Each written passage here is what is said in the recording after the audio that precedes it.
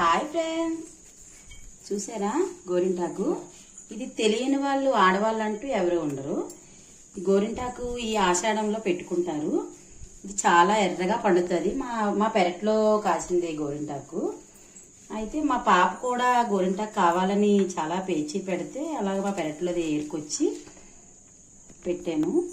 చూడండి, మీకు టిప్ చెప్తాను ఫ్రెండ్స్. చూడండి, నిమ్మకాయ పిండుకుంటే ఈ గోరింటాకు చాలా ఎర్రగా పండుతుంది.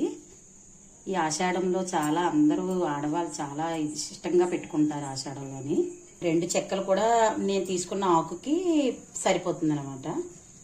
చూసారా ఫ్రెండ్స్, చాలా అంటే చాలా ఎర్రగా పండుతుంది ఈ నిమ్మకాయ వల్ల. ఇది వేసిన తర్వాత ఇలా మిక్సీ పట్టేసుకోవాలి.